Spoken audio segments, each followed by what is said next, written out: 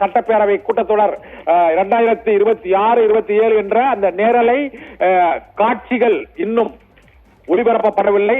ஏனென்றால் கடந்த 2 ஆண்டுகளில் 2024-25 ஆண்டுகளில் பேரவை ஆளுநர் உரையை படிக்காமலேயே ஆளுநர் வெளியேறிய காட்சிகள் நேரடியாக ஒளிபரப்பப்பட்டது. இன்று அந்த காட்சிகளை தவிர்ப்பதற்காக அங்கு உள்ளே அந்த காட்சிகள் இன்னும் ஒளிபரப்பப்படவில்லை என தெரிகிறது. அங்கு நமது செய்தியாளரிடம் அல்லது பேரவை மாடத்தில் உள்ள செய்தியாளர்கள் மற்றும் சட்டப்பேரவை உறுப்பினர்கள், எதிர்க்கட்சி தலைவர், முதலமைச்சர் ஆகியோருக்கு மட்டுமே இப்பொழுது பேரவை கூட்டத்தொடர் தொடங்கியது என்ற தகவல் வந்திருக்கிறது.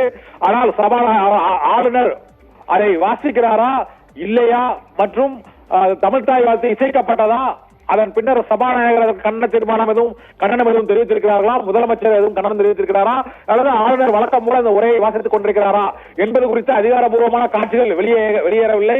ஆனால் இப்போது பேரவை கூட்டத்தொடர் தொடங்கி நடைபெற்றுக் கொண்டிருக்கிறது என்றும் தமிழ்நாடு அரசின் இந்த ஆண்டு ஆளுநர் உரையை ஆளுநர் RN ரவி படிக்கிறாரா இல்லையா என்பது தொடர்பான நேரலை காட்சிகள் இன்னும் ஒளிபரப்பப்படவில்லை. ஆளுநர் உரை தமிழ்தாய் வாழ்த்துடன் தொடங்கியது என்ற தகவல் மட்டும் இப்பொழுது வந்திருக்கிறது. இப்போது ஆளுநர் RN ரவி அந்த உரையை முழுமையாக படிப்பாரா அல்லது அதை பகுதி வாரியாக படிக்கப் போகிறாரா என்ற கேள்வியும் எழுந்திருக்கிறது. சட்டப்பேரவை கூட்டத்தொடர் தொடக்கம் நேரலை ஒளிபரப்பு இதுவரை வழங்கப்படவில்லை.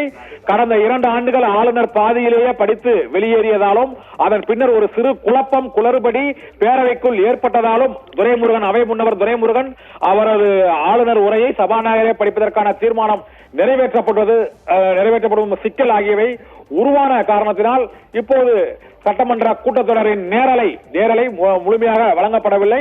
இருந்தபோதும் தமிழ்தாய் வாழ்த்துடன் சட்டப்பேரவை கூட்டத்தொடர் தொடங்கி இருக்கிறது. ஆனால் ஆளுநர் உரையை படிக்கிறாரா இல்லையா என்பதுதான் இப்போது உள்ள கேள்வியாக இருக்கிறது. ஏனென்றால் நேரலை வழங்கப்படவில்லை. ஆனால் சட்டப்பேரவைக்குள் இருக்கக்கூடிய செய்தியாளர்கள் தான் பேரவையில் ஆளுநர் உரையை படிக்கிறாரா இல்லையா என்பதை வெளியில் வந்து அவர்கள் செல்பேசியில் அலுவலகத்திற்கு கூற வேண்டும். ஆனால் இதுவரை இந்த ஆளுநர் உரை நடக்கிறதா இல்லையா என்ற தகவல் தெரியவில்லை. கூட்டத்தொடர் தமிழ்தாய் வாழ்த்துடன் தொடங்கி இருக்கிறது என்ற தகவல் மட்டுமே வெளியாகி இருக்கிறது. முன்னெச்சரிக்கை நடவடிக்கையாக ஆளுநரின் உரையின் நேரலை வழங்கப்படவில்லை என்பது இப்போது உறுதிப்படுத்தப்பட்டு விட்டது.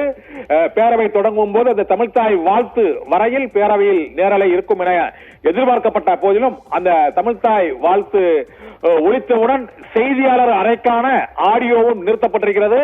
செய்தியாளர் அறைக்கான ஆடியோ நிறுத்தப்பட்டாலும் நேரடியாக அந்த காட்சிகளை பார்க்கக்கூடிய வாய்ப்பு செய்தியாளர்களுக்கு இருக்கும் என்பதால் மாடத்தில் இருக்கக்கூடிய செய்தியாளர்கள் ஆளுநர் உரையை படித்தாரா இல்லையா என்பதை இப்போது அவர்கள் கூற முடியும் அவர்களால் வெளியே வந்து.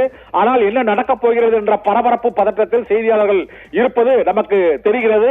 இதனால் இன்றைய தினம் தமிழ்தாய் வாழ்த்து ஒலித்தவுடன் செய்தியாளர் அறைக்கான ஆடியோ நிறுத்தம் என்று கூறப்பட்டிருப்பதால் ஆளுநர் இந்த உரையை வாசிக்காமல் வெளிநடப்பு செய்கிறார் என்பது உறுதியாகி கொண்டிருக்கிறது. இதனால் சட்டமன்ற பேரவையில் தேசிய கீதத்தை பாட வேண்டும் என்று ஆளுநர் அவர் வலியுறுத்தி கொண்டு அங்கு நிற்கிறார் என்ற தகவல் இப்போது முதல் தகவலாக வந்திருக்கிறது. ஆளுநர் உரையை படிக்காமல் தேசிய கீதம் பாடுவதற்கு வலியுறுத்தி கொண்டிருக்கிறார். தமிழக சட்டப்பேரவை மரபுப்படி முதலில் தமிழ்தாய் வாழ்த்து, பேரவை கூட்டத்தொடர் முடிந்தவுடன் தேசிய கீதம் இசைப்பது, ஆளுநர் உரை முடிந்தவுடன் இசைப்பதுதான் 50 ஆண்டு கால அரை நூற்றாண்டு கால மரபாக இருக்கிறது. இந்த சூழ்நிலையில் சட்டமன்ற பேரவை இந்த ஆட்சியின் கடைசி சட்டமன்ற கூட்டத்தொடரில் ஆளுநர் தேசிய கீதத்தை படிக்க வேண்டும் என்று வலியுறுத்தி கொண்டு ஆளுநர் உரையை தொடங்காமல் இருப்பதாக இப்போது தகவல் வந்திருக்கிறது. சபாநாயகர் அப்பாவு பேரவை நடவடிக்கைகளில் தமிழ்தாய் வாழ்த்துதான் பாடப்படும் என்பதை ஆளுநருக்கு மீண்டும் எடுத்து கூறியிருக்கிறார். 2023, 24, 25 இதில் 24, 25 ஆகிய 2 ஆண்டுகளிலும் தமிழ்தாய் வாழ்த்து படிப்பதற்கு எதிர்ப்பு தெரிவித்துதான் ஆளுநர் RN ரவி வெளிநடப்பு செய்தார். இந்த ஆண்டும் அதே நடக்குமா என்ற எதிர்பார்ப்பு எழுந்திருக்கிறது.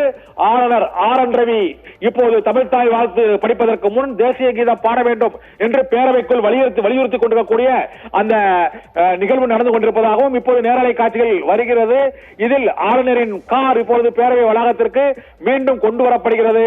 இதனால் ஆளுநர் உரையை படிக்காமல் ஆளுநர் வெளியேறுகிறார் என்ற தகவல் தான் இப்போது நமக்கு வந்திருக்கிறது.